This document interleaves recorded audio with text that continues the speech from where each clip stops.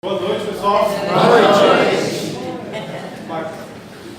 Bem, como o Murilo falou, eu queria começar agradecendo a casa, a oportunidade, de falar novamente aqui no Cáritas. Como o Murilo falou, sou um trabalhador da casa.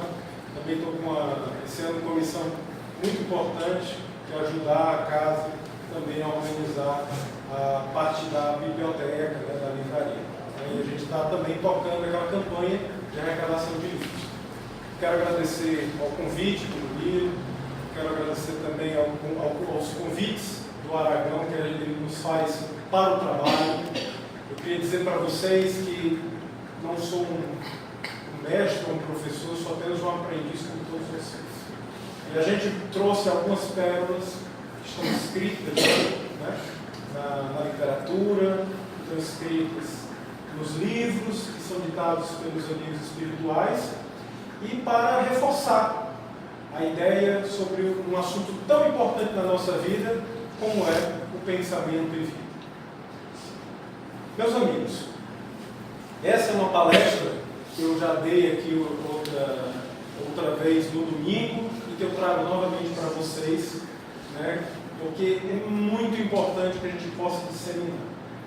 E no próprio Livro dos Espíritos, na sua introdução, ele fala o seguinte: que a inteligência e o pensamento são faculdades próprias de certas espécies orgânicas.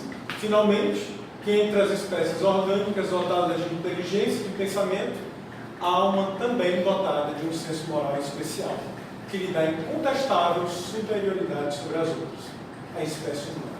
Ou seja, na introdução do Livro dos Espíritos, ele deixa muito claro que o homem se distingue das outras espécies através do ato de pensar. Ou seja, para ser humano, ele pensa. Ele pode estar doente, ele pode estar bom, ele está pensando.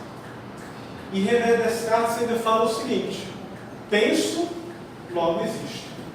Então a faculdade de pensar é inerente do homem e ela é extremamente importante na nossa vida. E aí é importante que a gente possa pensar na seguinte situação: o que é o pensamento? Ora, lógico, muitos de vocês vão abrir a boca e vão dizer: o pensamento é o que eu penso. Não é assim? Será realmente? E aí a gente vem para a seguinte pergunta: o pensamento consciente é real? Será realmente o que nós pensamos é real, de forma consciente? Será que o que você pensa sobre você é real? Será que a percepção do que você está pensando é o que o outro pensa? E aí a gente fica, muitas vezes, em uma ambiguidade, sem entender direito o que é esse pensamento. Porque a gente vai ver que o nosso pensamento, muitas vezes, está relacionado com o momento da nossa vida, com a forma que nós entendemos naquele instante o que é aquela realidade, que pode ser real ou irreal. E muitas vezes se aproximar do que a gente chama de consciência real ou consciência virtual. Vocês vão entender um pouco mais na frente. Existe uma música que fala assim: o pensamento parece uma coisa boa, mas como é que a gente voa quando começa a pensar? Será que a gente consegue parar de pensar? Por exemplo, eu desafio a vocês agora que todos pensem em um macaco verde. Todo mundo aqui pensando no macaco verde. Estão pensando? Acredito que muitos de vocês pensaram num gorila verde, num macaco grande, outros num macaquinho pequeno, outros num macaco de pelúcia, outros talvez pensem como esse macaco aqui. Dificilmente vocês chegaram nessa imagem. Agora, a questão é a seguinte, e o desafio é: parem de pensar no macaco. Eu queria que vocês parassem de pensar no macaco. O desafio é esse. Vocês conseguem parar de pensar no macaco? Muito complicado, né? Parar de pensar nesse macaco inusitado, nesse macaco verde. Porque já está na mente de vocês. Então, aí vem a pergunta: nós comandamos nossos pensamentos ou eles nos comandam? O que vocês acham? O que vocês acham? Será que nós comandamos? Bem, para isso, eu trouxe para vocês a fábrica de pensamentos. Como é que funciona esses pensamentos na nossa vida? Como é que a gente começa a idealizar tudo isso? Porque nós precisamos, dentro dessa fábrica, de alguns componentes para gerar um pensamento. Mas antes disso, a gente vai fazer algumas perguntas e identificar algumas questões que são de extrema importância dentro dessa fábrica. Primeiro, quem é o dono da fábrica? Quem é o dono da fábrica? Quem é o dono da fábrica de pensamento? Murilo, quem é o dono da fábrica de pensamento? Somos nós. Somos nós. Mas somos nós em corpo físico, em perispírito, em espírito? Depende da condição. Eu posso ser só espírito, posso ser um espírito encarnado. Ou é ali que a coisa funciona. Mas a mente é espírito. A mente é espírito. Muito bacana essa colocação. Alguém quer comentar mais alguma coisa? O pessoal concorda com ele? Discorda? Vocês acham que o nosso pensamento ele está enraizado somente no corpo físico? Ou o espírito que pensa? Então a gente aprende na doutrina espírita que o dono da fábrica é o espírito. Então, o dono da fábrica é o espírito. Mas para a fábrica funcionar, e eu trabalho numa fábrica, a gente precisa de gerente. Né? Porque senão o que acontece numa fábrica sem gerente? Ela fica desordenada. Todo mundo concorda? Quem é o gerente da fábrica? Quem é que manda na fábrica? O que vocês acham?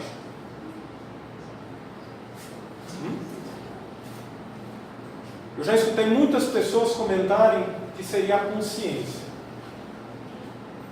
Só que vocês vão de convir que muitas vezes nós pensamos e aquele pensamento vem de forma inconsciente. Às vezes ele nem quer que aquele pensamento esteja ali e ele aparece. O que acontece? O gerente dessa fábrica chama-se vontade. A gente precisa ter vontade para pensar. Então, a gente já aprendeu que o dono da fábrica é o espírito, o gerente da fábrica é a vontade. E aí? Como é que a gente faz para produzir pensamentos? Primeira coisa, coloquei uma máquina de fotografar ali para mostrar que a gente precisa de um estímulo, de um registro. Né? E esse estímulo na nossa vida, ele vem através, muitas vezes, dos 5 sentidos. Do olfato, da visão, do paladar. Por exemplo, toda vez que eu sinto um cheiro de tapioca, eu me lembro lá da minha terra, do Ceará, eu esqueci de dizer para vocês, que a palestra é bilíngue. Então, em cearenseis e em português. Se tiverem alguma dificuldade, por favor, falem que a gente traduz, tá certo? Então, o que acontece? Toda vez que a gente tem um estímulo, por exemplo, quando eu sinto o cheiro de uma massa de tapioca sendo fritada ali, eu me lembro da minha avó, lá no interior do Ceará, fazendo a tapioca, colocando o coco, eu já me lembro do sabor.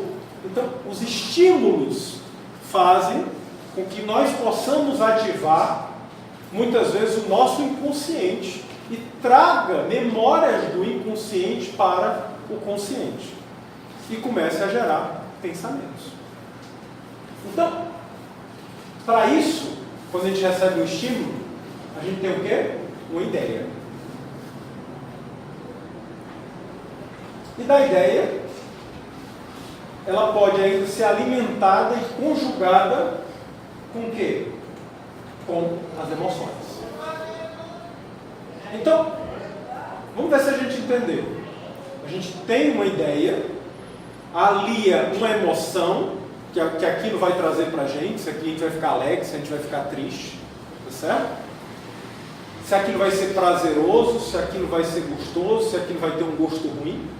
E a gente começa a gerar um pensamento. Certo? E aí, o pensamento é uma conjugação de quê? De raciocínio e sentimento. Assim se forma o pensamento. Por exemplo, imagine aquela seguinte situação. Eu encontro o Murilo, olho para ele e digo assim, Murilo, o que tu vai fazer aqui depois da palestra? Não sei, não vou fazer nada. A mulher não veio hoje, estou sozinho, ela viajou. E eu pego o plano da ideia. Murilo, só um exemplo. Vamos tomar uma cerveja ali num bar que eu conheço. E aí eu plantei a ideia. Eu digo, ó, vai ser gostoso, lá tem uma cerveja gelada, tem um tiragosto fantástico. E o que acontece? É nesse momento que eu plantei a ideia, eu sugeri as emoções, que ele começa a pensar na mente dele. Como é lá, que bar é, qual tipo de tiragosto. E o que é que acontece? Ele pode tomar uma decisão. Porque o gerente da fábrica é à vontade. Ele pode dizer, não, eu não preciso disso. Hoje é quarta-feira de cinzas. De repente eu nem bebo. Eu não vou. Isso, eu não gosto de ir para bar. Eu não vou. O que é que acontece? A partir do momento que ele deixa de alimentar as emoções e as ideias, o que é que acontece? Ele corta as matérias-primas e a fábrica deixa de funcionar. Gente, a coisa é muito complicada. Se a gente começar a dar alimento e começar a gerar pensamentos, a gente começa a complicar a nossa vida. Por exemplo, eu sempre gosto de dar o exemplo da paquera. Né? Você imagina que o palestrante aqui, como lá na minha terra não é muito desprovido de beleza, mas usa aqui o charme vamos dizer assim, das palavras cearenses, como eu falei. Olho para a Daniela, né? Ela sorriu para mim, eu vejo que ela tem um cabelo claro, assim, puxa, mas que sorriso bonito, né? Mas ela é uma pessoa muito bonita. Aí eu pego, começo a olhar para ela, começo a pensar, ter um bocado de ideia, coloco a ter um bocado de emoção, colocar um bocado de emoção para dentro de mim, do que é proibido, aí paro, olho para a minha aliança e digo, poxa, eu sou casado. Lá em casa, eu costumo dizer que a gente tem uma mulher bique, que é baixinha e vocada do Ceará. Né? Então o que acontece? Sabe qual é o resultado disso aqui? É uma confusão muito grande. É um abacaxi muito grande. Porque eu sou casado, a Daniela é casada, eu comecei a alimentar ideia, comecei a alimentar emoção, gerei pensamento, e aí, ó, a cabeça foi. Então, se a gente entende a construção de como funciona dentro da nossa cabeça a construção do pensamento, a gente começa a entender que é importante e primordial que a gente quebre, quando a matéria-prima não é benéfica, a construção desse pensamento. Porque daí vão nascer as circunstâncias que vão, através das nossas próprias vicissitudes, transformar a nossa vida. Então é muito importante que vocês não esqueçam dessa construção. Por quê? E eu me inspirei bastante para fazer essa palestra nesse livrinho, pequeno livrinho, chamado Pensamento e Vida, do Emmanuel, psicografia de Francisco Cândido Xavier, que é pequeno no tamanho, mas gigantesco conteúdo, né, para falar um pouco que esse pensamento que a gente cria, ele acaba refletindo na nossa vida. Esse livro vai fazer 61 anos e eu recomendo para quem quiser ler. Agora é um livro, né, que o próprio Emmanuel comenta que é uma cartilha feita para os espíritos que buscam reencarnar no planeta Terra. Um compilado. Né? Eu só preciso discordar um pouco, vamos dizer assim, do Emmanuel no que tange na simplicidade do livro. Eu acho assim, que ele é extremamente complexo, muitas vezes, para nós, né, assim, que não somos tão evoluídos assim, e que a gente realmente precisa se debruçar em cada palavra daquela, em cada frase, para poder entender. Né?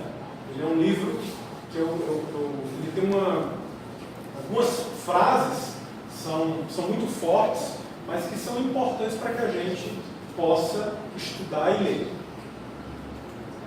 Por exemplo, no livro ele comenta o seguinte, que a mente é um espelho da vida em toda parte. O que é um espelho? Um espelho é tudo aquilo que recebe alguma coisa, ele recebe uma imagem e ele reflete a imagem. Vocês viram como isso é ambíguo?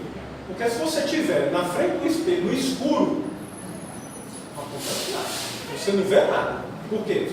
Porque o espelho precisa de luz. Ele precisa que, de algum modo, você irradie uma imagem para o espelho, para que o espelho possa refletir para você. Então, o que é que o Emmanuel quis dizer com isso? Que a nossa mente espiritual, ela funciona como uma televisão de plasma. Tudo que eu alimento ela projeta para a nossa vida. Aí a gente pergunta, imagina se eu alimento a minha vida com angústia, com medo, com sofrimento. Como é que vai ser a minha vida? Cheio de medo, cheio de sofrimento, cheio de angústia. Ou pessimismo. Ou pessimismo. Muito obrigado pela colocação. Então, é comum vocês verem pessoas que muitas vezes só falam em doença e só vivem doentes. Então, a mente é o espelho da vida em toda parte. Ele assevera ainda quando diz: o nosso pensamento cria a vida que procuramos. Ou seja, que tipo de pensamento eu estou tendo e que vida eu estou levando. Por quê? Se nós temos o destino e nós não temos como controlar o destino, e se o nosso pensamento cria o nosso destino, onde é que está o segredo? A gente tem que trabalhar no pensamento, para que a gente possa chegar no destino. E ele fala ainda, através do reflexo de nós mesmos, de tudo que nós estamos emitindo para aquele espelho, até que nos identifiquemos um dia, para quem é mais velho, no dia que a ficha cair. Tá certo? Eu falo no dia que a ficha cair, porque se eu falar para minha filha aqui, ela não sabe o que é isso. Ela não sabe como o telefone de ficha. Muitos de nós sabemos, mas as crianças de hoje não sabem. Então, até que a ficha cair, ou seja, a gente se toque, no curso de milênios, porque muitas vezes leva anos, milhões de anos, né? Várias encarnações, para que a gente se conjugue com a sabedoria infinita e com o infinito amor, que é o próprio Deus, que constitui o pensamento e a vida de nosso Pai. Ou seja, para que a gente possa conjugar esse nosso pensamento com o pensamento do Pai. Então, assim, a gente precisa trabalhar no pensamento para que a gente tenha uma vida diferente. Então, o que é que eu recebo da vida? A vida me traz o que eu busco. Certo? A gente trabalhou isso bastante numa outra palestra também aqui, que a gente falou de crenças limitantes, que a gente viu o quanto pessoas que têm crenças que limitam o seu desenvolvimento, elas têm dificuldade de progredir. Tem gente que acredita que não pode ser um trabalhador da casa espírita. Sabe o que acontece? Ele nunca trabalha. Sabe por quê?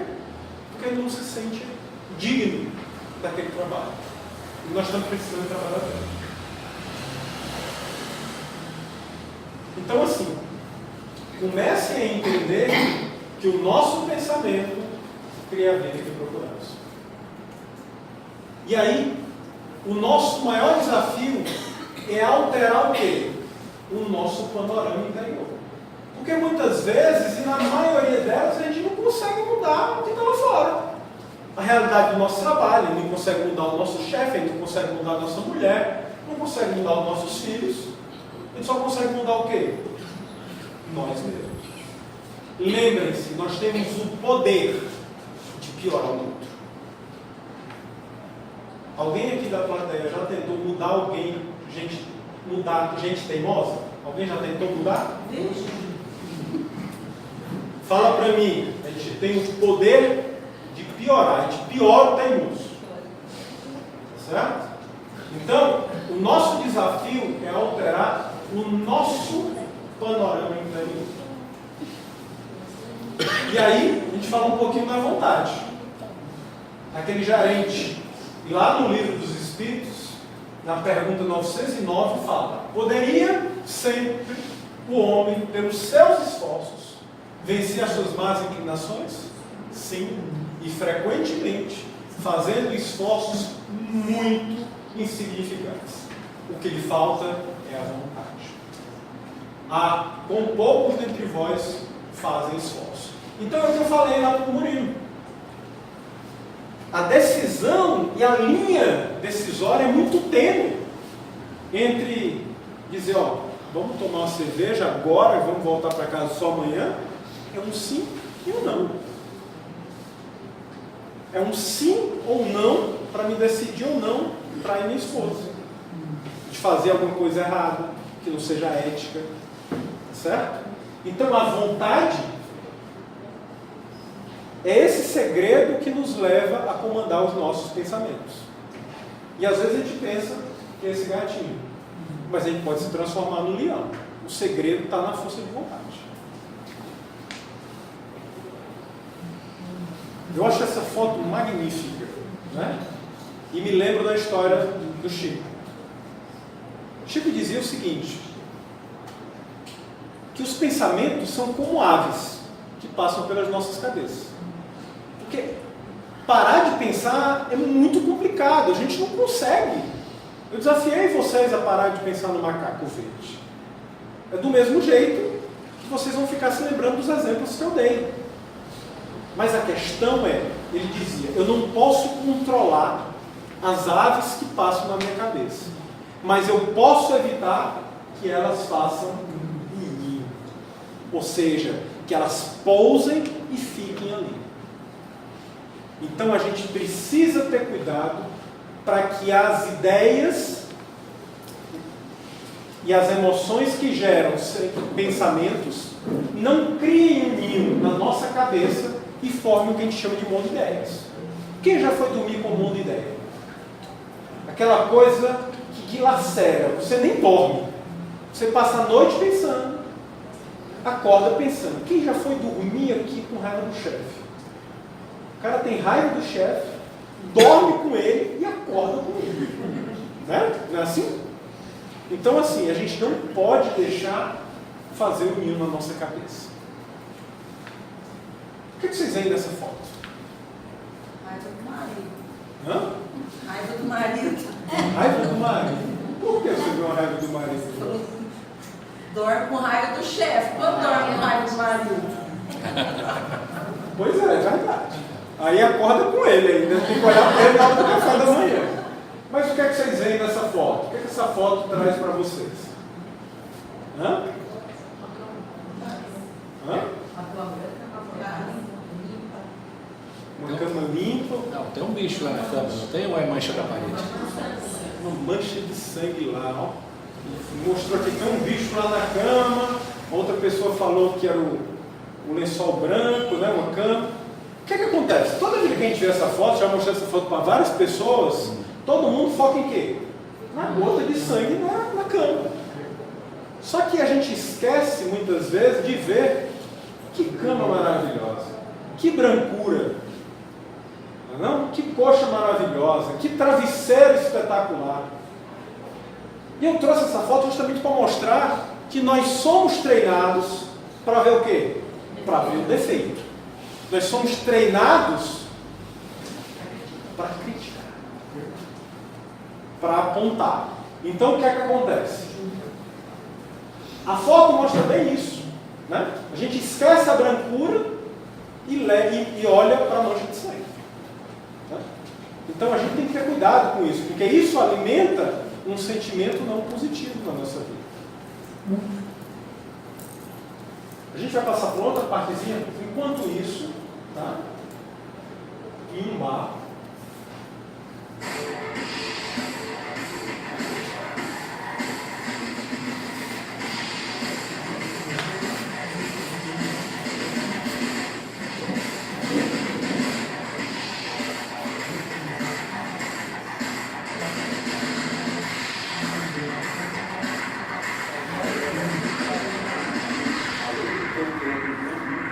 Ainda tem o pior atacante do campeonato, cara. Impressionante, sai. Consegue errar todo na cara do gol. Perguntei. Ah, cara, é só a Fernanda. Mas ela sabe que eu tô aqui hoje. Eu vou ligar pra ela. Que isso, cara. Sabe que a última palavra lá em casa é minha, vocês sabem, né? Sim, senhora, né? Sim, senhora, isso mesmo. Uau, carnaval, 3 caixas de cerveja, os garotos de programa. Só vendo, galera. E aí, que tá meio rapaz, eu tô pronto lá fora. Vou aproveitar, tô dentro. Eu não sei não, vocês são muito minha. Começou. Ah, Paulo, não começa, cara. Cai frouxo. Rapaz, você tá muito frouxo, cara.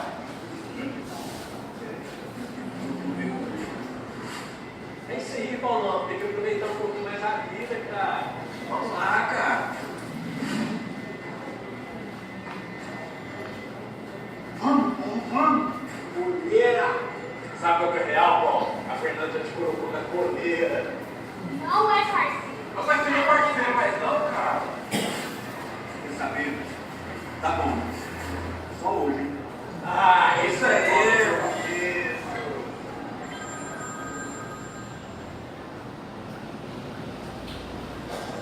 Cara de escola, esse carnaval vai passar sozinho, cara. Sozinho? Então, esse vídeo eu trouxe para a gente falar um pouquinho sobre como a nossa sintonia, né, e a espiritualidade funcionam. Porque existe uma relação direta, né? Falar num caso espírita sobre pensamento e vida, a gente precisa falar de sintonia. Porque o nosso pensamento está diretamente ligado a essa sintonia que nós criamos. Lembra lá? Nosso pensamento cria a vida que procuramos. Então, quando a gente vai lá no mecanismo da mediunidade, do Dr. André Luiz, fala o seguinte, que o pensamento e o sentimento são formas de energia eletromagnética. Na mente humana, essas duas forças estão atuando tanto em nível consciente quanto inconsciente. Muitas vezes nós estamos, a gente nem se liga e a gente já está pensando em coisa que não deve. Muitas vezes a gente está dormindo e a cabeça da gente continua pensando, continua entrando em uma sintonia que não é agradável. Sendo a intenção o gatilho que aciona a transmissão dessas energias para o alvo que se deseja, consciente ou inconscientemente. Gente, nós somos preparados, tá certo? para agir no campo consciente. Ou seja, sabe aquela coisa de você vai para uma reunião, ou você vai ter uma conversa difícil com o marido ou com a mulher, então você já vai ali, ó, pianinho. Se ele falar isso, eu respondo aqui. Se ele falar isso, eu falo aquilo lá. Sabe o que acontece? Na hora lá, inesperado. E o que é que acontece? Você começa a reagir. E aí as emoções vêm, as ideias chegam, e aí começa a gerar os pensamentos. Então, o que é que ele quis colocar? O nosso pensamento, ele gera uma psicosfera, uma esfera de magnetismo, de ondas eletromagnéticas num universo que nós mesmos somos criados. E o que é que acontece? É como um rádio. A gente acaba sintonizando, muitas vezes, com irmãos que estão numa mesma sintonia, que estão numa mesma vibração que a nossa. Porque muitos pensam, né, que sempre quando a pessoa está passando por um processo de ou sendo obsediado, ou existe um espírito ali próximo à pessoa causando um processo depressivo, que existe uma ligação de vida passada. E nem sempre isso é verdade. Em alguns casos, nós já chegamos a presenciar relatos do espírito falar, o doutrinador perguntar, poxa, por que você está aí com o irmão? E ele fala, não, eu vivo triste, encontrei essa pessoa, ela está triste também. A gente se afinou, eu estou com ela. Eu estou meio perdido e estou por aqui. E o espírito não tem nada com ela. Não tem um problema da vida passada, não tem nada disso, mas entrou em uma sintonia. Né? Então a gente precisa ter muito cuidado com o pensamento, porque no processo obsessivo, ele é um gatilho que pode agir de forma consciente, como falei, ou inconscientemente. Porque muitos de nós, às vezes, falam assim, fulano, isso aí vai me deixar traumatizado. Se você fizer determinada coisa, você vai me deixar traumatizado. É mentira. Porque o trauma, normalmente, ele está no inconsciente. Quando você responde numa situação de trauma, ele está na região do cérebro que você desconhece muitas vezes onde está. E ele é puxado instintivamente na hora que você é desafiado. Então a gente precisa ter um cuidado adicional com os pensamentos, principalmente, né, porque ele cria ondas eletromagnéticas e que trabalham diretamente no mecanismo de sessão. E aí, a gente precisa falar para vocês que é importante cada um de nós gerirmos, fazermos a gestão do que nós pensamos. Afinal, esse é o maior desafio. Escolher o que pensar. Será que a gente pensa o que a gente quer pensar? Ou a gente está pensando porque está sendo influenciado? Porque a gente está no meio que nós estamos sendo influenciados? Ou se existe um processo de influenciação de espíritos? Enfim, de onde vem esse pensamento? O que nós estamos pensando? Será que aquilo é real? Será que aquele pensamento foi colocado na nossa cabeça? Então, hoje é o nosso maior desafio. Controlar, saber o que pensar. E isso não é um trabalho tão fácil. Né? Às vezes, por mais que a gente tenha competência no assunto, a gente fica com aquele pensamento, será que eu vou conseguir? Será que eu vou dar conta desse serviço? Às vezes o cara é o melhor profissional naquele ramo e ele fica na dúvida. Um pensamento destruidor. E às vezes ele causa isso na vida dele, um verdadeiro pandemônio, e cria um processo patológico de doença. Então a gente precisa entender o que a gente está pensando e se a gente realmente está escolhendo esse pensamento. Para a gente evitar que a gente possa permutar valor, ou seja, que a gente possa trocar valor. Que a gente troque valor, mas que a gente troque valor com esses nossos irmãos que nos acompanham, que são nossos mentores, certo? Que são nossos anjos de guarda. Valores de amor, de companheirismo, que envolvam laços afetivos dentro da nossa vida. Então, para isso, é muito importante que a gente possa dar algumas dicas. Primeira delas, como é que a gente combate os maus pensamentos? Assistindo o noticiário policial? Será? Né? Eu era um que adorava o programa policial. Aquela coisa da Atena que escorreu o sangue na TV. Né? Então, isso de nada ajuda a gente. Será que é apontando, criticando? Com certeza a gente não vai trazer bons pensamentos. Será que é assistindo a palestra do nosso irmão Divaldo? Com certeza, a gente vai se encharcar com valores que vai trazer para o nosso dia a dia. Quem já começou o dia assistindo uma palestra e de repente encontrou uma pessoa na rua e, poxa, aquela palavra que faltava, você lembrou da palestra de manhã e colocou em prática no seu dia a dia. Então, que a gente possa encharcar nossa mente de coisas positivas. O ato de elogiar, de reconhecer, de agradecer, tudo isso encharca a nossa mente com pensamentos positivos. Certo? Uma outra dica maravilhosa: o pote da gratidão. E aí é um convite que eu faço a todos. Chega em casa, pega aquele potinho de vidro, sabe, de Hellmann's, ou então de qualquer outro, aquele pote de doce, enfim, potes diversos. Limpa direitinho, seca, tá? Pega os post-its, papelzinho colorido, senta na mesa e todo dia escreva 5 coisas que você é grato na sua vida. Todo dia. 5 coisas, abre o potinho e coloca lá dentro. Pode parecer simples, né? Mas, gente, não é. Eu já fiz isso várias vezes e nas reuniões que faço com a minha equipe, eu sempre pergunto, gente, o que a gente pode agradecer por essa semana? Qualquer pessoa que não tem nada para agradecer. Poxa, alguém ficou doente? Alguém faltou no trabalho? O filho de vocês está bem? Vocês estão aprendendo aqui no trabalho? Poxa, é.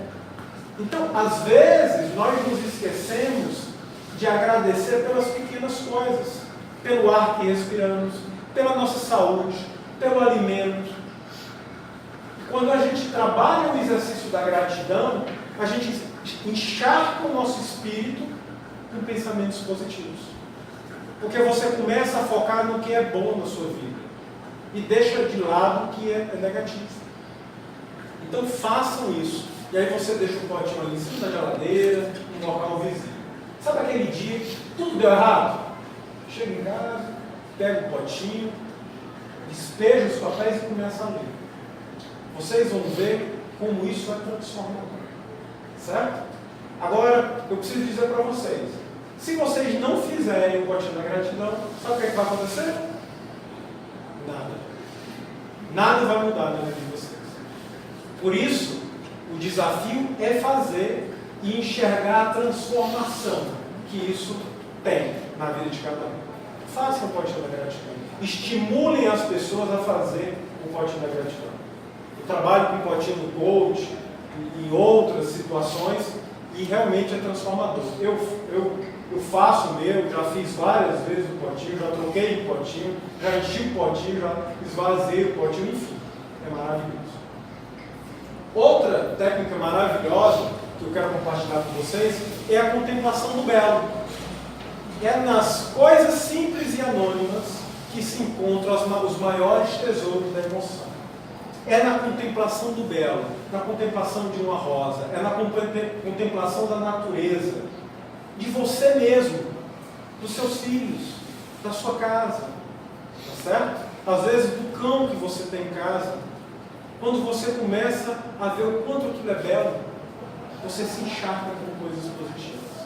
E não precisa ter dinheiro para isso. Não precisa ir para a Disney para contemplar o belo. Você pode contemplar andando numa calçada e encontrando uma rosa. Você contempla o belo no gesto de uma mãe, no gesto de uma avó. Então a gente precisa aprender a contemplar o belo. Olha como é bonito aqui em Ribeirão, você passa na rodovia, vê aqueles campos maravilhosos. Então, que a gente possa contemplar o teto. É uma outra dica importante para fazer a gestão do pensamento. O perdão. A gente não pode deixar que a mágoa nos mate. A gente não pode deixar que a falta, a ausência do perdão, seja um empecilho para a nossa evolução. O Dr. Augusto Cury fala o seguinte: é a primeira e geralmente a única pessoa a ser curada pelo perdão é a pessoa que perdoa. Quando genuinamente perdoamos, libertamos um prisioneiro e então descobrimos que o prisioneiro que libertamos éramos nós. Então, meus irmãos, quem perdoa se liberta. Quer ficar preso com a pessoa? Quer levar ela nessa encarnação, na outra, na segunda, na terceira, na quarta? Não perdoe. Você vai lá com ela. É a história do chefe. Você dorme com ela, acorda com ela, vai para a padaria com ela, vai para todo lugar na cabeça. Então, quando a gente perdoa genuinamente, a gente liberta. A gente se liberta. Tá? É outra dica extremamente importante. E para quase finalizar, trabalhar na proteção dos sentimentos. E uma outra dica fantástica, uma técnica que se chama DCD. Porque o pensamento vai vir, a ideia vai chegar, como eu falei para vocês. E aí é a hora de vocês usarem essa técnicazinha, que é o duvidar, criticar e determinar. Eu vou explicar isso na prática. Imaginem a situação. O marido chega em casa, as horários de repente fez o almoço, né? Sei lá, para ela estava bom, mas o marido chegou uma pilha e disse: ó, o almoço está uma droga, está salgado, não gostei. E aí o que é que acontece? Começa a vir pensamento.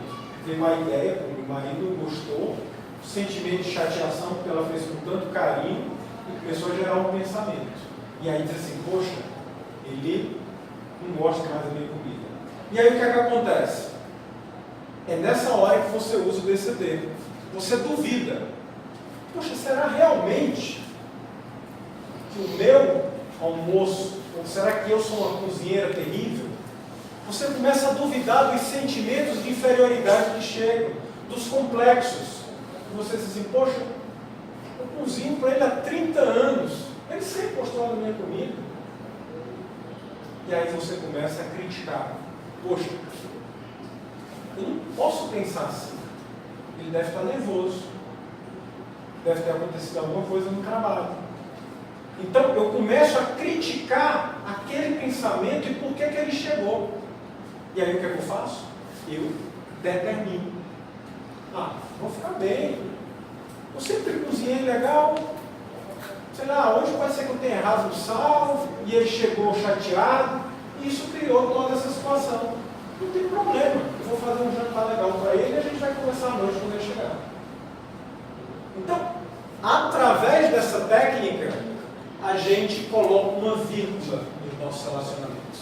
A gente começa a criticar o pensamento, tá certo?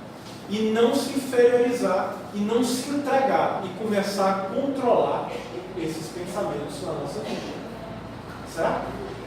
Porque pensamento positivo é um curativo para qualquer mal. E eu conheci uma pessoa fantástica, chama-se Roberto Ferreira. Ele é um músico, ele é médium, né? E ele traz uma mensagem muito bonita, através da música, que é psicografada, né? E eu queria compartilhar com vocês, né?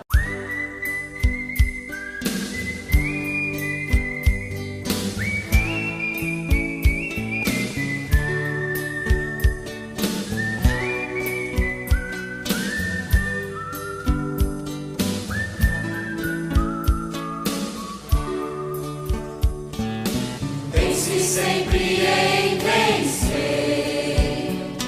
procure se ajudar, levante-se desta cadeira com a fé verdadeira e diga: eu vou melhorar. Tente pensar só no bem, ligando-se com alto astral. Pensamento positivo traz o curativo para qualquer mal. Esqueça qualquer tristeza e diga eu hei de vencer. E para sua própria surpresa, em breve irá se refazer.